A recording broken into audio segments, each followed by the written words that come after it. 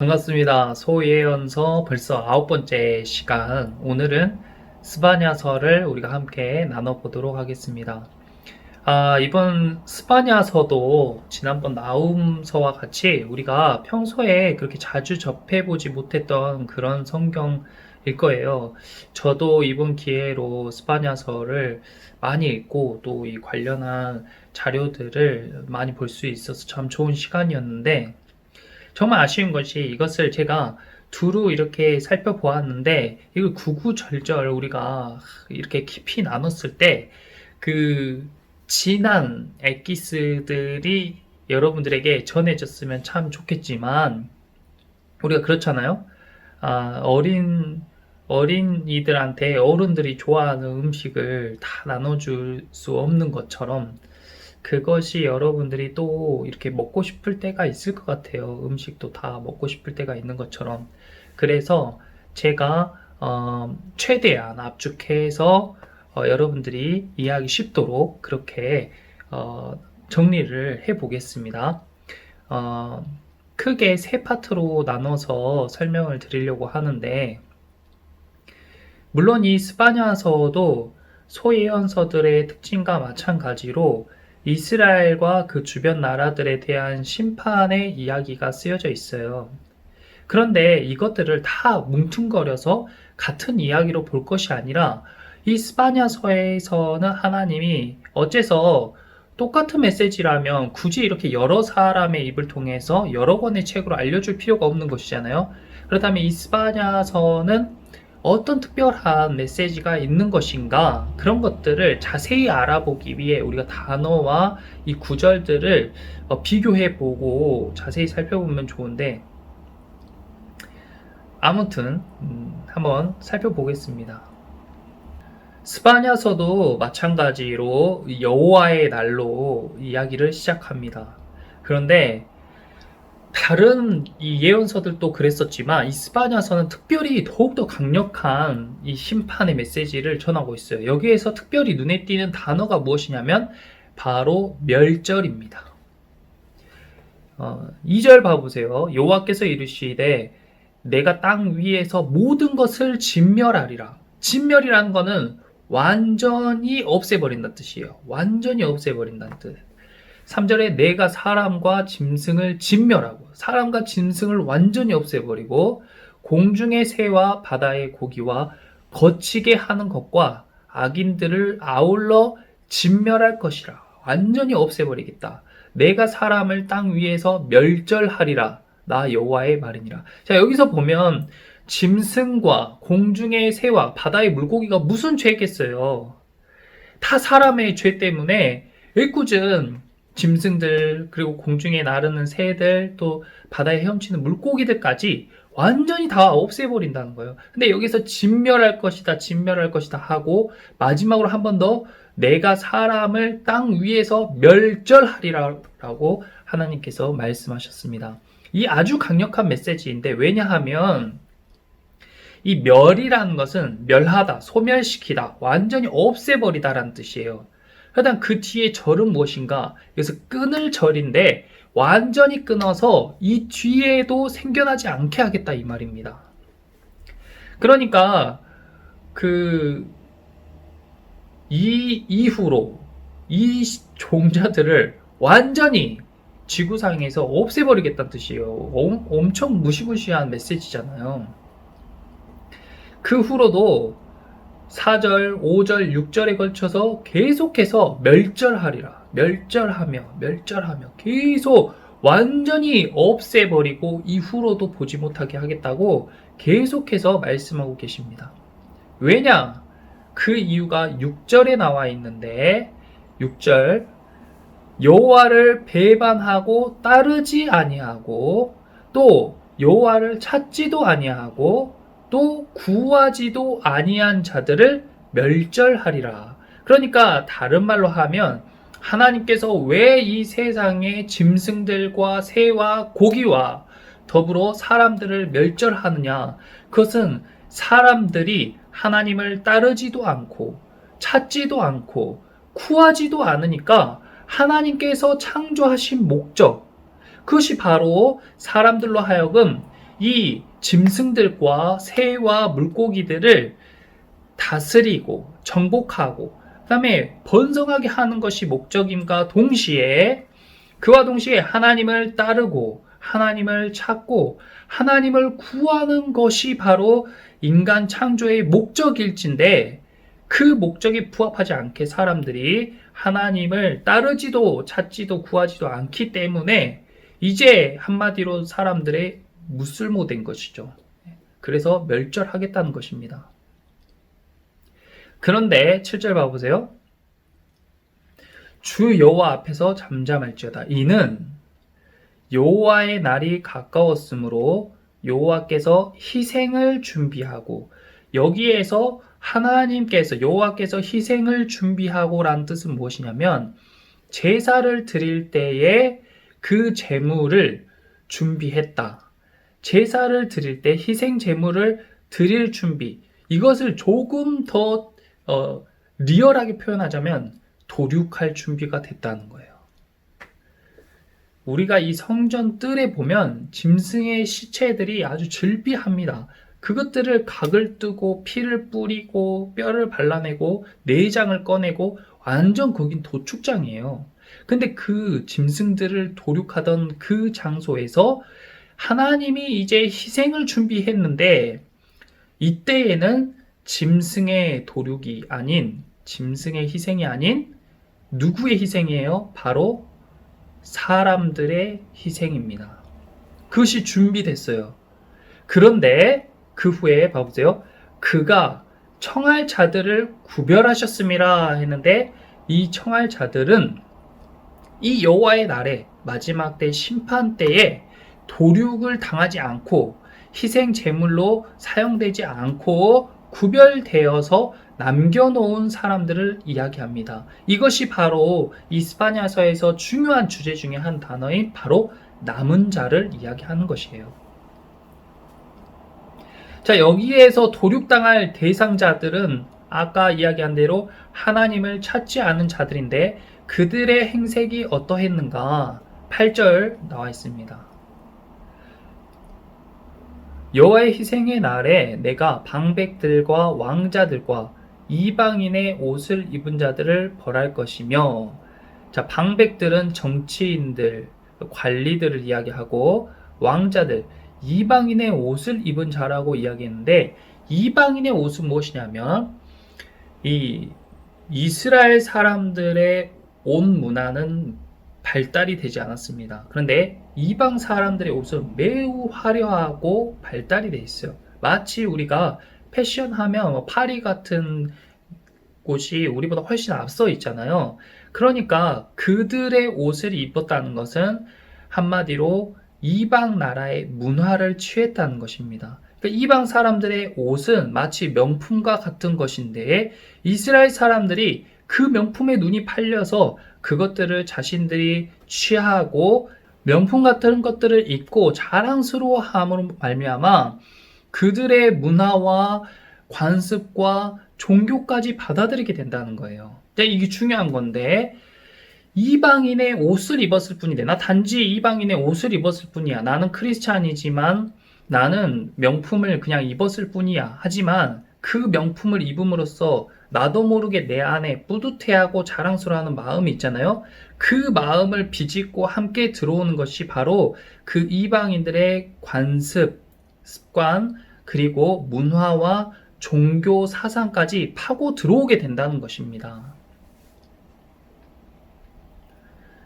10절 나 여호와가 말하노라. 그날에 어문에서는 부르짖는 소리가, 제2구역에서는 울음소리가, 작은 산들에서는 무너지는 소리가 일어나리라.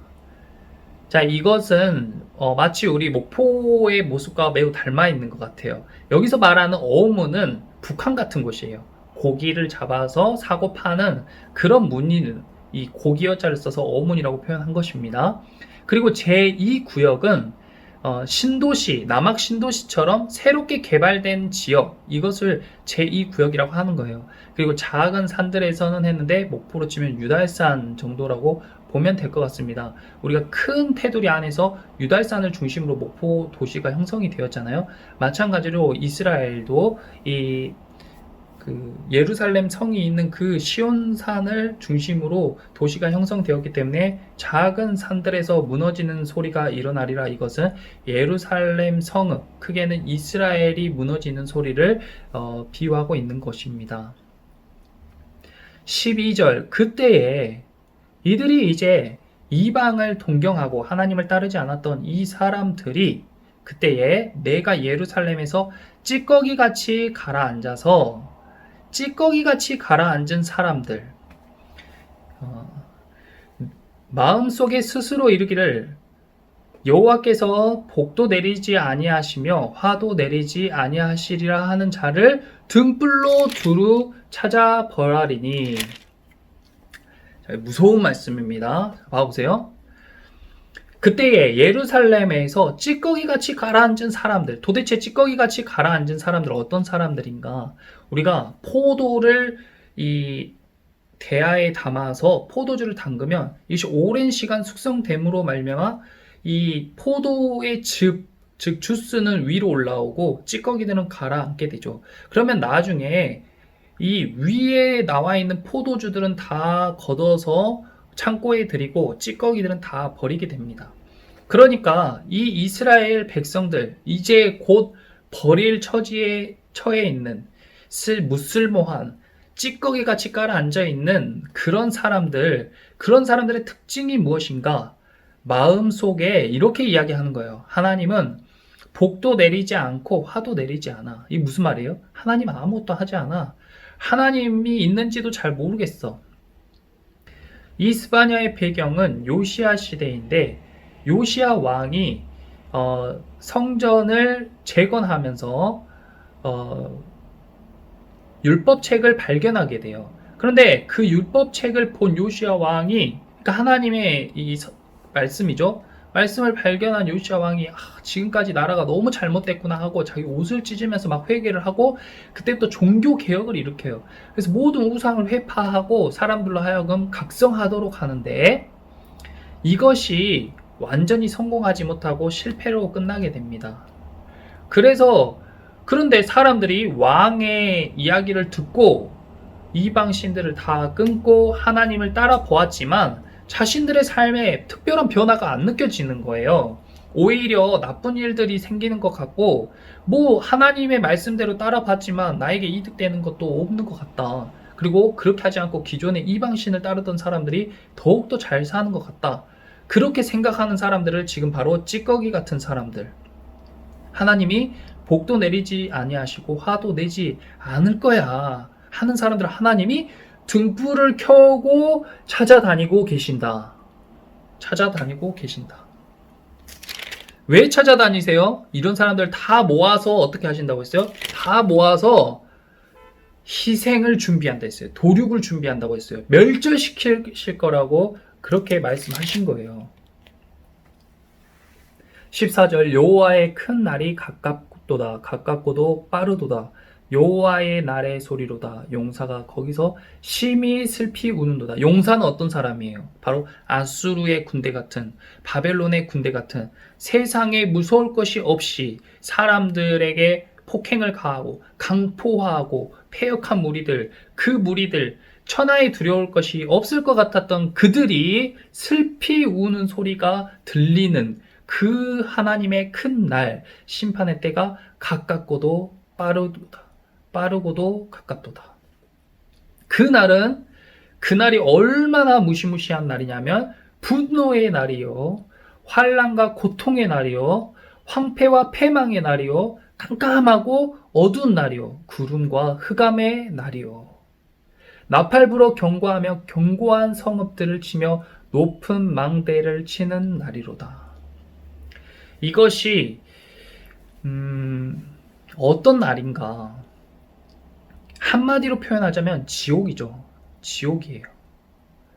우리가 이 말씀을 듣는 여러분들, 그리고 이 말씀을 듣지 않는 우리 이웃들도 한 사람도 지옥에 간 사람이 없기를 바랍니다. 지옥은 정말 무시무시한 곳인데, 우리가 죽어서만 경험하는 곳이 지옥이 아니고 우리가 살아있는 이 시대에도 지옥을 경험할 수가 있어요.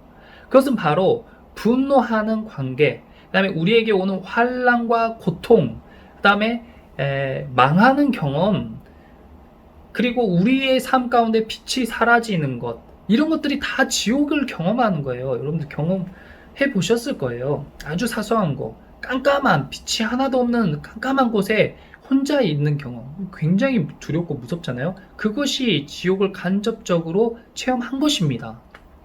그리고 굉장히 맹렬한 분노에 휩싸였을 때, 자신이 분노하든지 아니면 어떠한 대상이 나를 향해 분노하든지, 그리고 자기가 극복하기 어렵고 난처한 그런 어려움에 봉착했을 때, 그리고 내가 참기 힘든 고통을 당하게 됐을 때, 이런 것들이 다 우리로 하여금 지옥을 경험하게 하는 것들이에요. 그런데 참 감사하게도 어떻습니까? 우리가 그런 고통 가운데 계속적으로 머물러 있는 것이 아니라 늘 그 고통은 끝나기 마련이잖아요. 그 어느 정도 시간이 흐르면 그 고통이 끊고 환란이 끊어지고 분노가 사그러들잖아요. 그것이 바로 하나님께서 그 분노 가운데 건져 주셨기 때문에, 하나님께서 그 환란 가운데 우리를 건져 주셨기 때문에, 그 고통 가운데 우리를 건져 주셨기 때문에 하나님의 은혜로 우리가 지옥 가운데 건짐받은 간접 경험을 한 것입니다. 그런데 마지막 심판의 때에 하나님께서 이 찌꺼기 같은 자들을 모으실 때, 그리고 멸절하기로 작정하실 때에는 그러한 고통, 그것과 비교할 수 없는 훨씬 더 큰 고통과 분노, 환난과 어려움들, 그리고 어둠이 우리의 영원토록 우리와 함께 할 것이란 겁니다. 얼마나 끔찍한지. 정말 끔찍해요.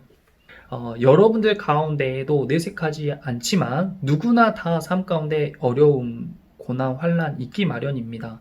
하지만 그 환난과 어려움이 하나님께서 안 계신 증거가 아니라 오히려 하나님이 지금 여러분을 하나님께로 부르고 계신 증거라는 것을 확실히 믿으시기를 바랍니다. 17절에 내가 사람들에게 고난을 내려 맹인같이 행하게 하리니 이는 그들이 나 여호와께 범죄하였음이라. 또 그들의 피는 쏟아져서 티끌같이 되며 그들의 살은 분토같이 될지라.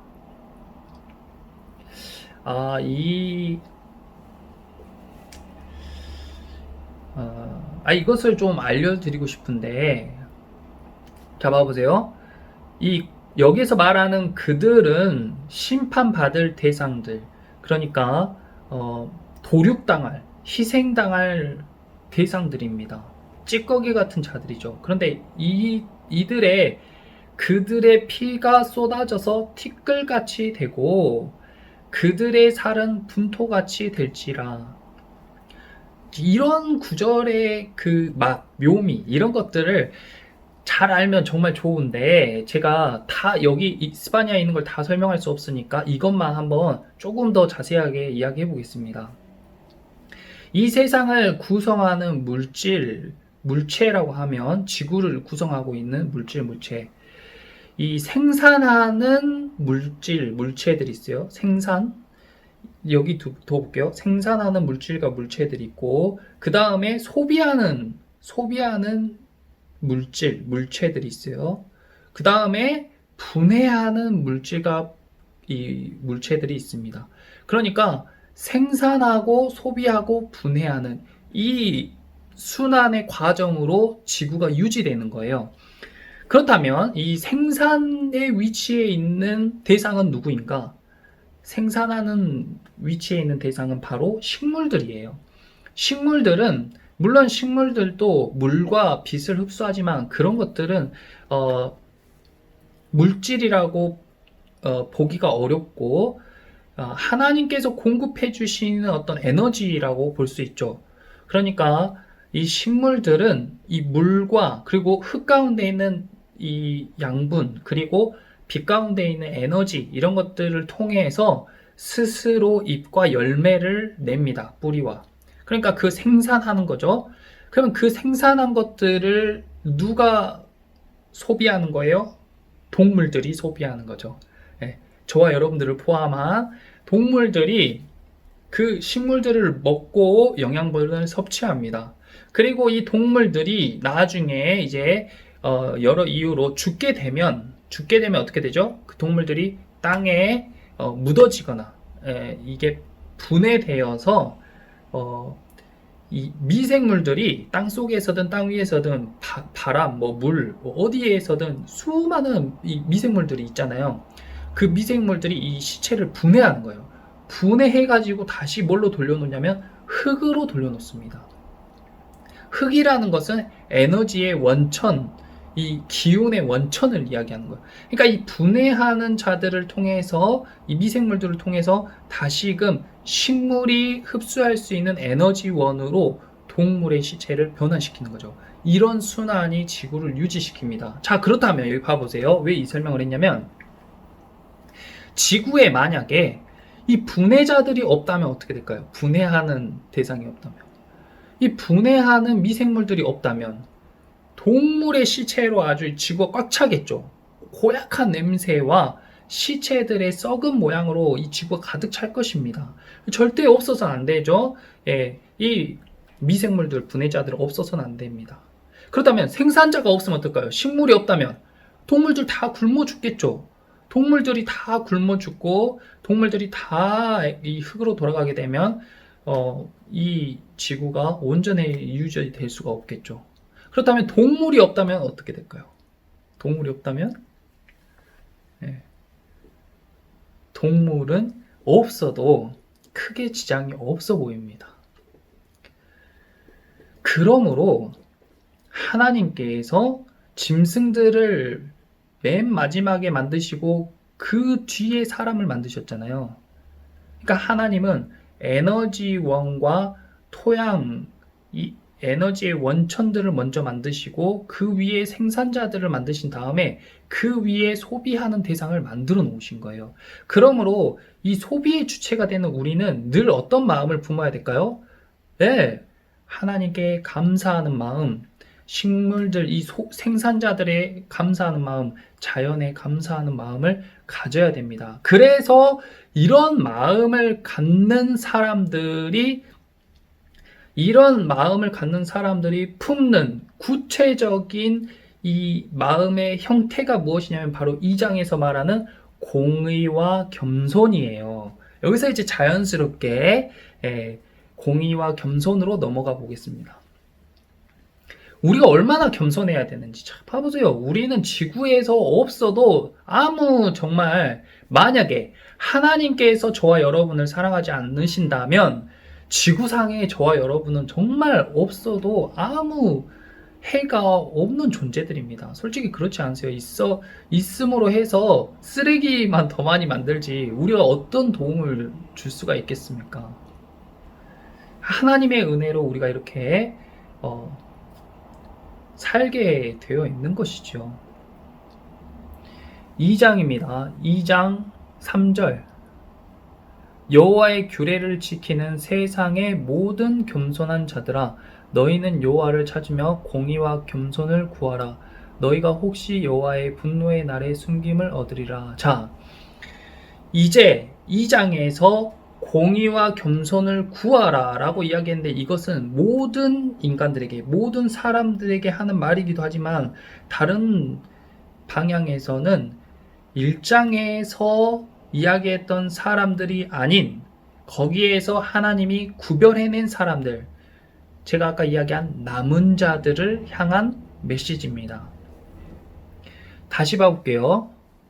3절에 이 남은 자들 무엇이라고 이야기했냐면 여호와의 규례를 지키는 사람들, 여호와의 법을 지키는 사람들, 그런 세상의 모든 겸손한 자들이라고 했어요. 겸손한 자들. 너희는, 이 겸손한 자는 어떤 사람이냐? 봐보세요.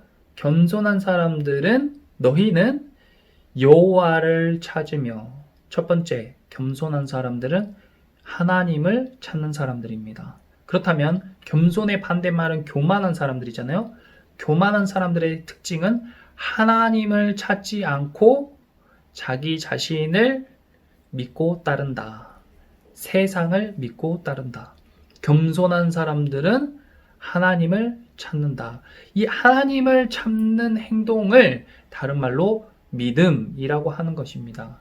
그래서 우리 한국교회는 계속해서 하나님을 찾을 것을, 예수님을 구할 것을 촉구했어요. 이것이 바로 믿음을 강조한 신앙입니다. 그런데 여기에서 그치지 말고 그 다음 단계로 넘어갔어야 되는데, 이 다음으로 넘어가는 것이 굉장히 약합니다. 우리 신앙생활의 모양에서. 자, 봐보세요. 너희는 여호와를 찾으며, 우리가 하나님을 찾는 것도 물론 충분하진 않지만 그래도 여기에 신앙에 그 비중이 많이 쏠려 있어요. 그 다음은 무엇인가? 공의와 겸손을 구하라. 공의와 겸손을 구했어야 돼요. 공의와 겸손을 구했어야 되는데 이것이 매우 약하다는 것입니다. 하나님을 찾으며 공의와 겸손을 구하라, 이것을 두 단어로 압축시키면 믿음과 행함입니다. 하나님을 찾는 것이 믿음이고 공의와 겸손을 구하는 것이 행함이에요. 공의라는 것은 우리가 계속해서 지금 배우고 있지만, 공의라는 것은 무엇이냐면 하나님의 뜻을 알고 하나님의 뜻을 찾고 그것을 그대로 실천하려는 노력, 그것을 그대로 실천하는 행동, 이것이 바로 공의예요.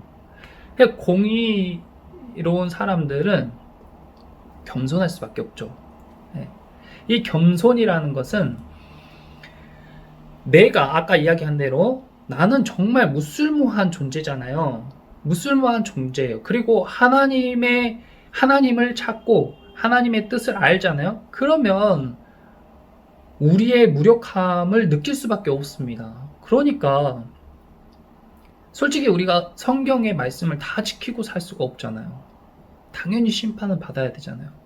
그런데 하나님께서 우리를 긍휼히 여기셔서 그 고통 가운데, 그 환난 가운데, 그 고난 가운데서 건지셨단 말이에요. 그 사실을 깨달아 안 사람이 어떻게 겸손하지 않을 수 있겠어요? 겸손할 수밖에 없죠. 아, 나는 아침 이슬 같은 존재구나. 아침에 잠깐 내렸다가 해가 찌면 금세 사라질 연약하고도 보잘것없는 존재구나. 이런 것들을 깨닫게 된다는 것입니다. 그리고 겸손해지고 공의를 구하게 돼요. 그러면 이 공의와 겸손을 구하는 사람의 삶 가운데 나타나는 열매가 무엇이겠어요? 그것이 바로 인애입니다. 그런 겸손한 사람들, 하나님의 공의를 구하는 사람들의 삶 가운데 나타난 열매가 바로 이웃 사랑이고 하나님을 사랑하는 것이에요. 반대로 하나님의 사랑을 경험하게 되고 이웃들의 사랑을 경험하게 되는 것입니다. 이런 사람들, 너희가 혹시 여호와의 분노의 날에 숨김을 얻으리라. 여기서 중요한 것은 숨김을 얻는다는 거예요. 환난이 오지 않게 된다. 환난을 피하게 된다가 아니라 환난을 겪는 가운데 숨김을 얻게 되는 것입니다. 하나님을 열렬하게 믿고 하나님께 빡세게 기도해도 전쟁을 하나님께서 계획하시면 전쟁이 일어날 수 있어요. 하지만 그 전쟁 가운데 숨김을 얻게 되는 것입니다. 그리고 하나님을 열렬히 믿어도 병에 걸릴 수 있고 사고도 날 수가 있어요. 그러나 그런 가운데에 숨김을 얻으리라. 하나님께서 그 고통 가운데 건지실 것이란 말씀입니다. 3장은 반대로 이제 벌 받을 것이 예정되어 있는 사람들, 공의와 겸손을 구하지 않는 사람들, 교만하고 자신들의 뜻대로 살아가는 사람들은 어떻게 될 것인가? 3장 보겠습니다.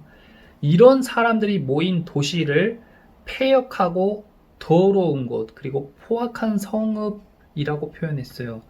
이런 성읍은 화가 있을진저, 이 화 있을진저라는 것은 아까 말한 도륙의 날을 경험하게 될 거라는 겁니다. 그런데 어째서 이 도시가 이렇게 됐는가? 4가지 이유가 있습니다. 2절에 하나님의 명령을 듣지 않았어요. 첫 번째. 두 번째, 하나님의 교훈을 받지 않았어요. 세 번째, 하나님을 의뢰하지 않았어요. 네 번째는 하나님께 가까이 가지 않았습니다. 그리고 그렇다면 어떻게 행동했어요? 명령을 듣지 않고, 이 명령을 듣지 않았다는 것은 반역했다는 거예요. 하나님의 통치를 거절하고 반역한 죄. 그리고 교훈을 받지 않았다는 것은 하나님이 징계하시고 교정하시고 교훈하셨는데 그것을 받지 않았다는 겁니다. 이게 중요하죠. 우리 삶 가운데 어떤 고난이나 환난이 어쩌면 하나님의 징계나 교정일 수 있는데 그런 것들을 받지 않고 마음이 딱딱하고 굳어서 완악한 마음으로 자신의 힘으로 그것을 해결하려 하고 어찌됐던 세상의 방법으로 그것을 해결하려 했다는 것입니다. 하나님께서 때가 차면 그런 환난 가운데 건져주세요. 그런데 그것을 하나님의 도우심이 아니라 자기의 능력, 자기의 도움이라고 여기는 사람들을 이야기합니다. 여호와를 의뢰하지 않으며, 하나님을 의뢰하지 않는 사람은 어때요? 자기 자신을 하나님처럼 의지하고 네이버를 의지하고 구글을 의지하겠죠. 그리고 하나님께 가까이 가지 아니하였도다. 이것이 중요한데, 우리가 관계 가운데에 남녀 사이든지 형제 사이든지 뭐 친구 사이든지 이 관계 가운데에 하나님이 함께 하시면 또 사랑이 거하게 되면은 가까워집니다. 근데 이 사이에 죄가 틈타는 순간 멀어지게 돼요. 점점점 멀어집니다. 그러므로 자기 하나님에게 가까이 나아가지 아니하였도다 하는 이야기는 그 사람이 죄 가운데 거하였도다. 죄 가운데 거하면 하나님과의 관계는 자연스럽게 멀어집니다. 이 연인의 관계에서도 서로 잘못한 일이 생기면 아니면 서로 미워하거나 시기하면 점점점 멀어지게 돼요. 친구 사이도 마찬가지로 죄가 틈타면 멀어집니다. 그러니까 친구들 사이에 욕을 하거나 아무리 친해도 욕을 하거나 비방하거나 놀리거나 뒤에서 험담하는 것은 죄입니다. 그런 것들이 쌓일수록 친구 관계는 멀어지게 돼 있어요. 그러니까 친구 관계를 더욱더 관계를 돈독히 하기 위해서는 좋은 말과 좋은 생각과 사랑과 그 긍휼함과 이 하나님의 성품, 겸손함, 뭐 화평, 화목, 희락 이런 것들로 뭉치면 점점 더 관계가 끈끈해지게 되어 있는 것이죠.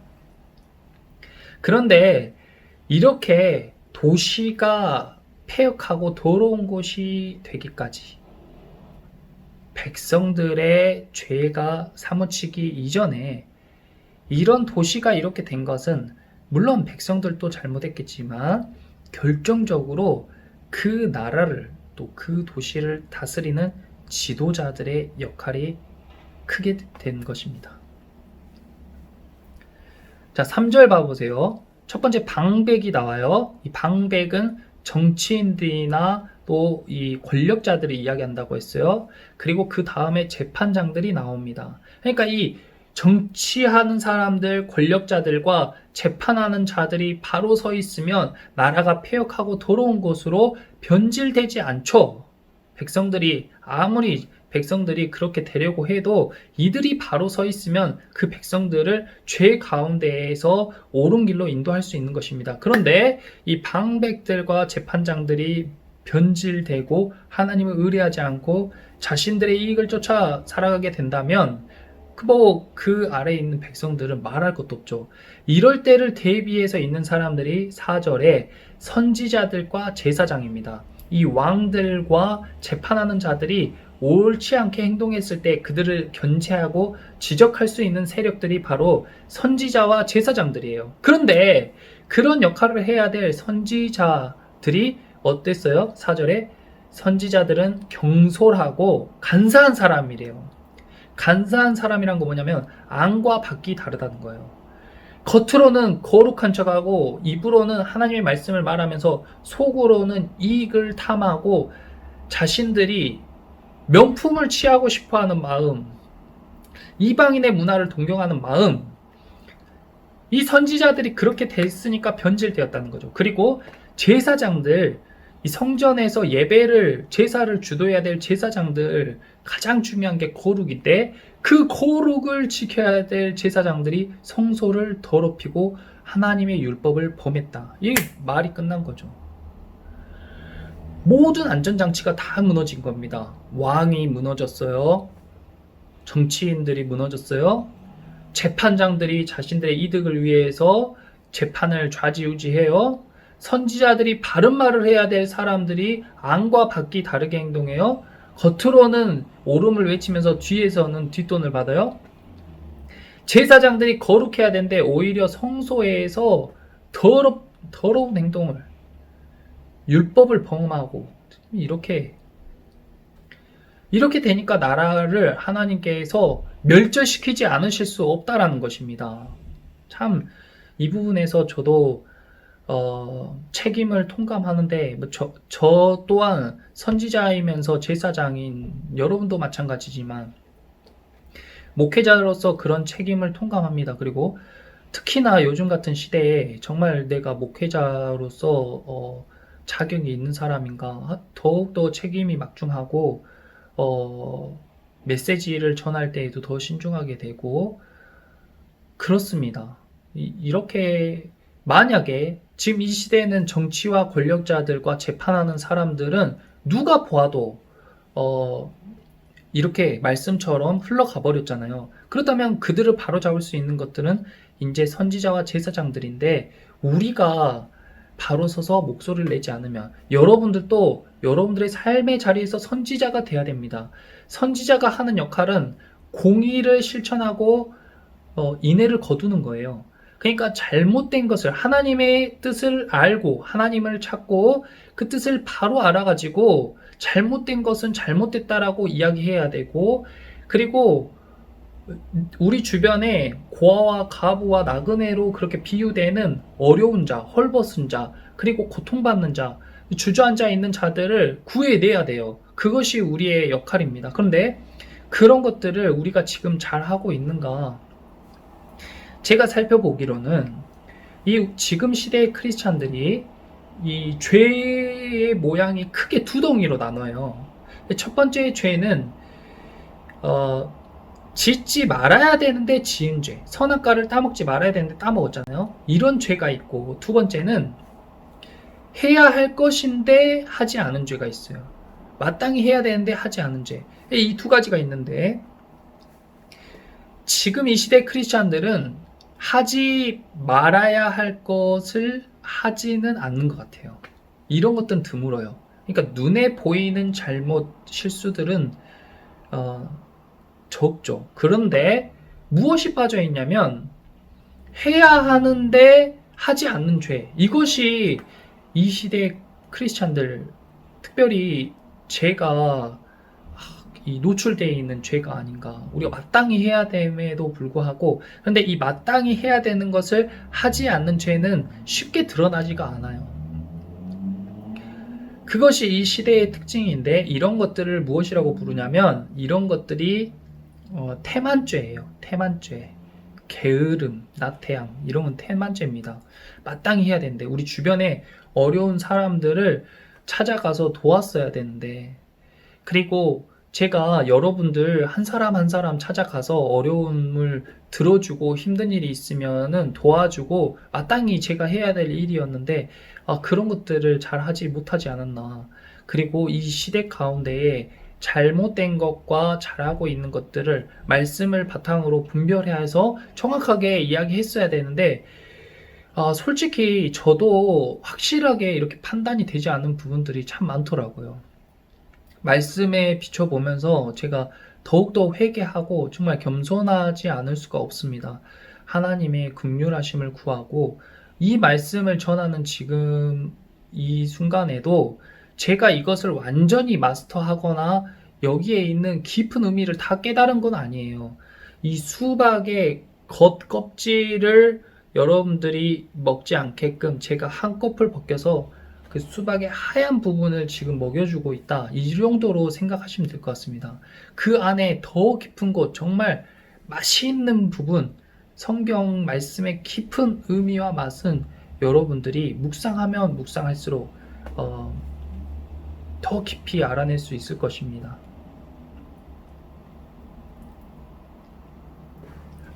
7절에 내가 이르기를 너는 오직 나를 경외하고 교훈을 받으라. 그리하면 내가 형벌을 내리기로 정하기는 했지만 하나님이 지금까지 무시무시한 형벌을 다 준비해 놨죠. 그런데 준비는 했지만 너의 거처가 끊어지지 아니하리라 하였으나 하나님이 마음을 돌릴 의도가 있었지만 너희를 형벌에서 건질 의향도 있었지만 그러나 그들이 부지런히 그들의 모든 행위를 어떻게 했어요? 더럽게 하였느니라. 그들의 모든 행위를 더럽게 했는데 이것을 부지런히 행했다는 거예요. 부지런히 행했다는 것은 아무 죄의식 없이 습관처럼 했다는 것입니다. 습관처럼 죄를 지었다는 거예요. 여러분들 지금 시대에 제가 예전에 게임도 하고 하나님의 말씀도 보세요 라고 이야기했지만 지금은 우리가 위기 시대이고 이럴 때 정말 아까 말씀드렸죠. 고난과 환란이 왔을 때에 그것을 감지하고 회개하고 돌이킬 수 있어야 돼요. 지금이 하나님이 주시는 사인의 때입니다. 그런데 이런 걸 감지하지 못하고 오히려 이런 때에 더 죄에 노출되어 있어 버리면 이럴 때 하나님의 말씀에 바로 서지 못하면 그런 사람들은 심판의 하나님의 빛 가운데에서 멀어질 수 있습니다. 이게 정말 중요한 이야기예요. 여러분들의 삶 가운데 임재가 사라지는 건 정말 끔찍한 경험입니다. 죽기 전에 지옥을 경험할 수가 있습니다. 하나님이 함께 하지 않은 인생이 바로 지옥이에요. 8절에 보세요. 8절 마지막 부분에 온 땅이 나의 질투의 불에 소멸되리라 이랬어요. 하나님께서 노아의 홍수 심판 때에는 물로 심판하셨지만 그 이후에 하나님이 다시는 물로 심판하지 않으시리라고 약속하시면서 이제 불로 이 세상을 소멸시키겠다라고 말씀하셨습니다. 9절에 그때에 내가 여러 백성의 입술을 깨끗하게 하여 그들이 다 여호와의 이름을 부르며 한 가지로 나를 섬기게 하리니 이랬어요. 자, 보세요. 이때에 자, 하나님께서 모든 나라와 사람들을 심판하기로 작정하셨지만 7절에 하지만 그것을 한번 돌이킬 의향이 있었어요. 하나님은 그것을 작정은 했지만 너희를 다시 한번 내가 용서해 줄 의향이 있었지만 너희가 부지런히 너희의 모든 행위를 더럽게 했어. 죄에 노출되었어. 그래서 어쩔 수 없이 심판을 해야 돼. 그런데 그 중에서도 8절에 너희는이라고 말한 이 남은 자들, 이 남은 자들은 소멸하는 불 가운데에서 숨김을 얻게 될 거야. 그런데 그 9절에 그때에 이 소멸하는 불에서 남은 자들이 숨김을 받을 그 타이밍에 내가 여러 백성의 입술을 깨끗하게, 나를 따르는 그 백성들의 남은 자들의 입술을 깨끗하게 하는 거야. 말을 바꾼다는 거야. 말을 깨끗하게 바꾼다는 거야. 그래가지고 이 입에서 무슨 말이 나오냐면 다 한 가지로, 다 한 목소리로 하나님의 이름을 부르게 된다.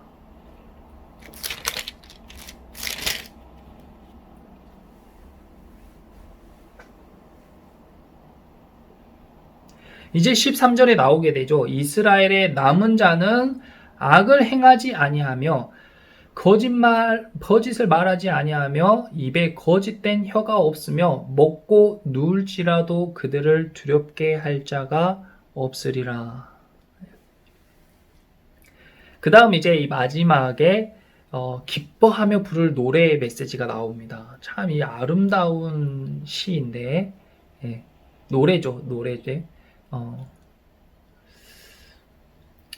자, 이것을 다 자세히 볼 수는 없고, 자, 하나님께서 그러므로 이 심판을 면할 자들, 남은 자들에게, 자, 너희는 그러니까 노래를 불러. 지금 심판이 임한 게 아니에요. 앞으로 심판이 임하게 될 것인데, 그 심판 가운데 나를 계속해서 찾고 공의와 겸손을 구하는 자들을 내가 남겨놓을 거야. 그러니까 너희는 공의와 겸손을 구하면서 뭐 하라는 거예요? 노래해라. 이 노래는 하나님이 주신 기가 막힌 선물인데 우리가 어떨 때 노래하냐면 우린 정말 기쁠 때 노래해요. 그리고 또 언제 노래하냐면 정말 슬플 때 노래합니다. 기쁠 때에는 이 기쁨을 더욱더 고양시켜주는 역할을 하고 슬플 때는 우리 마음을 위로해주는 역할을 하는 것이 바로 노래예요. 하나님께서 이 노래 가운데로 우리를 계속 초대하고 계신 것입니다. 자, 그런데 사람들이 이 하나님의 약속의 말씀은 있지만 실제 삶과 말씀이 거리감이 느껴질 수 있잖아요. 지금 악인들이 더 득세하고 있는 것 같고 그들의 이 칼과 창이 우리의 삶을 억제해 오고 정말 하나님을 따르고 믿는 사람들의 삶이 그렇게 형통치 못한 것을 보았을 때에 그럴 때에 자 보세요. 15절 후반부에 하나님께서 14절에 기쁘게 노래 불러라 전심으로 기뻐하며 즐거워해라 했는데 지금 상황이 그럴 상황이 아니잖아요. 지금 상황이 웃으면서 찬양하고 노래할 수 있는 상황이 아니잖아요. 그런데 하나님께서 전심으로 기뻐하고 즐거워해라 했어요. 그런데 이 하나님께서 15절 끝부분에 네가 다시는 화를 당할까 두려워하지 않을 것이며 이것이 두려움의 원인이죠. 우리에게 어떤 화가 닥칠까봐 우리가 두려워하는 거예요. 그리고 16절에 이 그날에 사람이 예루살렘에 이르기를 두려워하지 말라 시온아 네 손을 늘어뜨리지 말라. 이 손을 쭉 늘어뜨린 모습 상상해 보세요. 기운이 빠져가지고 손을 쭉 늘어뜨렸어. 의욕이 없고 희망도 없고 이렇게 좌절된 상태. 근데 하나님이 기운을 내라는 거예요. 기뻐하라는 거예요. 전심으로 노래하라는 거예요. 왜냐하면 17절 너의 하나님 여호와가 너의 가운데 계시니 그는 구원을 베푸실 전능자이시니라. 그가 너로 말미암아 기쁨을 이기지 못하시며 너를 잠잠히 사랑하시며 너로 말미암아 즐거이 부르며 기뻐하시리라 하리라. 아멘. 한 절에 너라는 단어가 5번 나왔어요. 하나님이 얼마나 우리를 사랑하시고 생각하시고 우리를 기억하고 계시는가. 너로 말미암아 하나님은 큰 산도 아니고 큰 바다도 아니고 빛나는 황금과 보석도 아니고 많은 짐승과 새와 물고기도 아니고 바로 너 때문에 이 지구를 만드셨고 너 때문에 이 우주를 만드셨고 너 때문에 생산하는 자와 분해하는 자를 만드셨고 너 때문에 이 말씀을 지금 이 시간에도 우리 가운데 전해주고 계시다라는 거예요. 이 하나님의 사랑을 우리가 경험하게 되면은 절로 겸손할 수밖에 없고 공의를 실천할 수밖에 없는 것입니다. 진심으로 마음으로 이것을 깨달을 수 있었으면 깨달아지면 좋겠어요.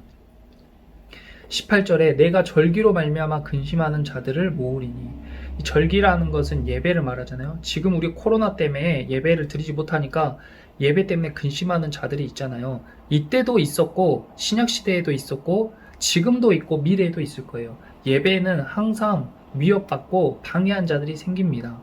이것 때문에 근심하는 자들을 하나님께서 모은다는 거예요. 여러분들은 다 불편함을 느끼시겠죠? 어떤 사람들은 이 말씀을 들으면서 막 우는 사람들도 있을 거예요. 그리고 어떤 사람들은 더 마음을 다잡는 사람도 있을 것입니다. 하지만 예배가 하루속히 다시 회복되어야 될 텐데 원래 모습으로 재개돼야 될 텐데 하면서 근심하는 사람들을 하나님이 모으신다는 거예요. 다 모아서 그들은 너에게 속한 자라 스바냐 너에게 속한 자라 그들에게 지워진 짐이 치욕이 되었느니라. 근데 그때에 내가 너를 괴롭게 하는 자를 다 벌하고 저는 자들 경쟁에서 뒤처지고 모자란 사람들을 구원하며 쫓겨난 자들을 모으며 온 세상에서 수욕받는 억울함을 받는 많은 사람들에게 칭찬과 명성을 얻게 하리라. 할렐루야. 그러므로 기뻐하며 노래를 불러라. 우리가 앞으로 일어날 일을 미리 알았으므로 그것이 성취된 것으로 여기는 것, 이미 이것이 이루어진 것으로 여기는 것, 앞으로 이렇게 될 것이다가 아니라 이미 됐다라고 여기는 이것이 바로 믿음입니다. 이것이 믿음이에요. 믿음은 바라는 것들의 실상이라고 했어요. 그러니까 하나님께서 지금 예배로 말미암아 근심하는 자들, 그리고 강한 힘을 가진 사람들에게 압제당하고 고통받는 자들, 그리고 이방인의 옷을 걸치면서 자랑하고 뽐내는 자들, 세상의 문화에 노출된 사람들이 우리를 향해서 멸시하고 조롱할지라도 그것을 견디며 수치를 받는 자들, 이런 사람들에게 결국에 그런 사람들을 모아서 등불을 들고 다니면서 죄에 노출된 사람도 찾지만 하나님을 구하는 사람들도 찾아서 모으고 모아서 결국에 여호와의 날에 그들에게 칭찬과 명성을 얻게 하리라고 말씀하셨습니다. 오늘 제가 좀 자세하게 이야기를 해버렸는데 일부러 좀 이렇게 길게 했습니다. 왜냐하면 여러분들이 집에서 예배할 때 더욱더 경건하게 했으면 좋겠어요. 말씀을 깊이 묵상해야 됩니다. 말씀을 깊이 묵상하고 나의 생각과 나의 말과 행동이 말씀과 이렇게 연결될 수 있도록 계속 나의 전 인격을 말씀에 노출을 시켜야 돼요. 그리고 기도에서 하나님의 뜻을 구하고 하나님께서 노래 부르라고 했잖아요. 찬양을 우리 삶 가운데 기쁠 때에는 그 기쁨을 더욱 고양시키기 위해, 슬플 때에는 하나님의 위로가 우리 가운데 임하기 위해 찬양을 부르는 것입니다. 계속해서 하나님과 그렇게 소통하며 교제할 때에 여러분들 하나님 날개 아래 보호함을 받는 경험을 할 것이고, 그리고 무엇보다도 영적으로 여러분들 안에 하나님의 생명력이 충만하여지는 것을 느껴야 돼요. 하나님의 사람들은 매일매일 공급되는 이 말씀의 양식을 통해서 이스라엘 백성들이 광야에서 만나를 통해 하루하루 살아갔던 것처럼 하나님의 말씀의 양식을 통해서 우리가 하루하루 영적인 생명력을 공급을 받아야 크리스찬으로서 생명력 있는 그런 삶을 살아낼 수 있습니다. 근데 그렇지 않은 사람, 말씀이 희귀해지는 사람, 말씀이 희미해지는 사람은 삶 가운데 점점 어둠이 드리우고 죽음의 그늘이 드리우고 분노하고 비난받고 환란이 일어나고 고통하게 되고 그런 것들이 자꾸 이렇게 찾아오게 되는 것이에요. 오늘 스바냐에서 함께 나눴던 것처럼 이 공의와 겸손을 구하라고 했는데 하나님의 뜻을 찾아서 구하고, 또 무엇보다도 나는 정말 아침 이슬 같은 존재다. 나는 정말 이 우주에 하나님 아니면 난 정말 무쓸모, 잉여다, 잉여. 근데 하나님으로 말미암아 너의 하나님 여호와가 너의 가운데에서 너로 말미암아 너를 잠잠히 사랑하시며 너로 말미암아 즐거이 부르며 기뻐하시기 때문에 우리의 존재가 고귀하고 꼭 필요한 이 세상에서 가장 중요한 존재가 되었다는 사실을 꼭 명심하시고, 여러분들 한 사람 한 사람은 천하보다 귀한 영혼입니다. 여러분들의 영혼을 금보다 더 귀하게, 다이아몬드보다 더 반짝거리게 잘 갈고 닦아서 하나님을 만나는 그 날에 정말 칭찬받는 저와 여러분 되시기를 예수님의 이름으로 기도합니다.